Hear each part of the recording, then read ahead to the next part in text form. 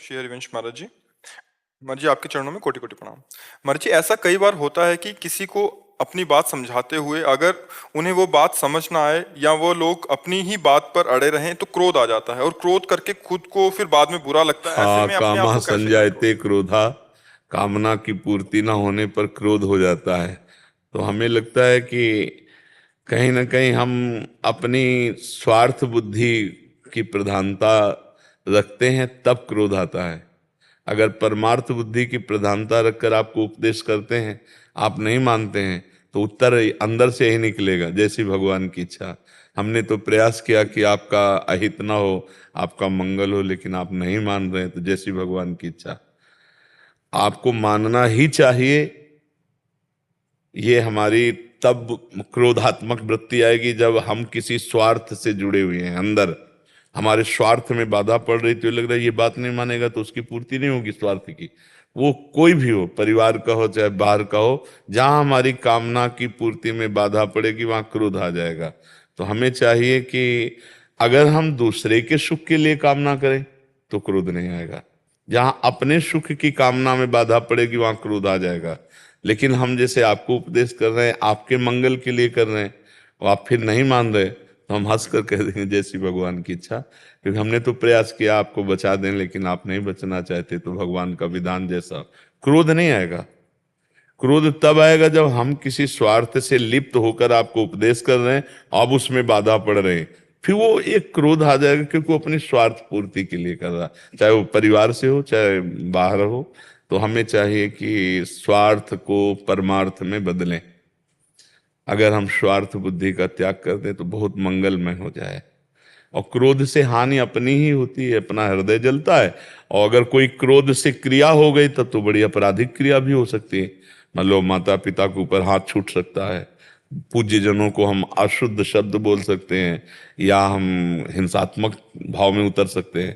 तो इसलिए क्रोध को तो पीना चाहिए, अंदर ही अंदर शांत एकदम, गुस्सा नहीं। महाराज जी, अगर हम किसी अधिकार क्षेत्र में हैं तो अपने जो। हाँ, अगर उस अधिकार क्षेत्र में हमें जो अधिकार सरकारी मिला हुआ है, तो उसे क्रोध नहीं, उसे अपने पदाधिकार का प्रयोग कहते हैं।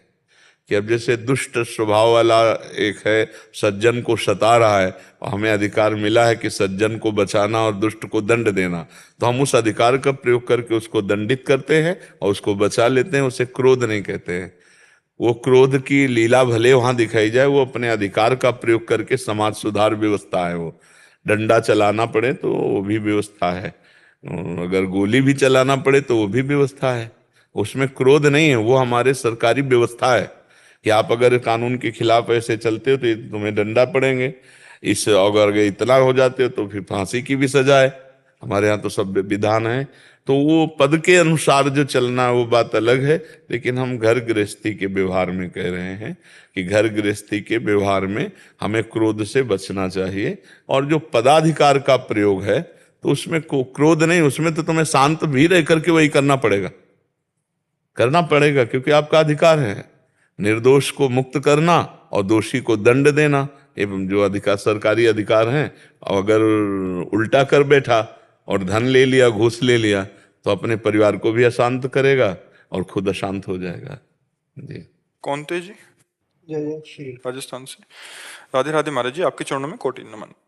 महाराज जी, ग्रस्त कथावाचक को किस प्रकार इस मार्ग पर चलना चाहिए और कथा से स्वतः प्राप्त हो रहे धन को किस प्रकार उपयोग करना चाहिए? स्वतः प्राप्त धन ये बहुत मंगलमय अमृतमय है। अब इसके प्रयोग के लिए पहली बात है कि एक हिस्सा उसका 5 विभाग कर दे। एक तो मूल, जैसे तुम्हारे माता पिता ने तुम्हारे लिए जमा किया है, तुम्हारे लिए कुछ ना कुछ किया ना, संपत्ति जो भी माता पिता के पास होगा वो तो किया ना आपके लिए। तो एक अपने आगे आने वाली संतति के लिए पूरा 5 हिस्से में एक हिस्सा निकाल के रखते, एक हिस्सा धर्म के लिए निकाल के रखते हैं। उससे वो गुप्त रूप से करना है, कोई जान ना पावे, धर्म के लिए। और एक जो है वो अपने परिवार के वर्तमान के भोग के लिए, वर्तमान जो भोग व्यवस्था है, खान पान कपड़ा लता। एक जो है हिस्सा निकाल करके रख दे, जैसे बेटी का ब्याह है, बेटे का ब्याह है, जो ये बड़े कार्य उत्सव आदि है उनके लिए। धन का विभाग एक धर्म के लिए 5वां हिस्सा करे, ये हम शास्त्र सम्मत कह रहे हैं कि शास्त्र के अनुसार आए हुए, जैसे 100 रुपये में 5वां हिस्सा क्या होगा? 20 रुपये। हाँ, ये 20 500, 20 रुपये धर्म के लिए निकाल के रख देना चाहिए। 80 रुपये बचे तो 20 रुपये आगामी संतति के लिए जमा कर देना चाहिए। 20 रुपये में परिवार चलाना चाहिए और 20 रुपये संतति के कार्यक्रमों में, जैसे ब्याह आदि के लिए हमें किसी से कर्जा ना लेना पड़े, वो पहले से ऐसी व्यवस्था। पर एक हिस्सा धर्म के लिए निकालना चाहिए, 5वां हिस्सा। धन के 5 विभाग करे और उसका 5वां हिस्सा धर्म में लगा देना चाहिए। धर्म से आए हुए धन का 5वां हिस्सा धर्म में लगा देना चाहिए, गुप्त रूप से। वो प्रकाशित नहीं होना चाहिए कि आपने कहाँ दिया है, क्या किया है। जैसे एक होता है ना कि अमुक ने इतने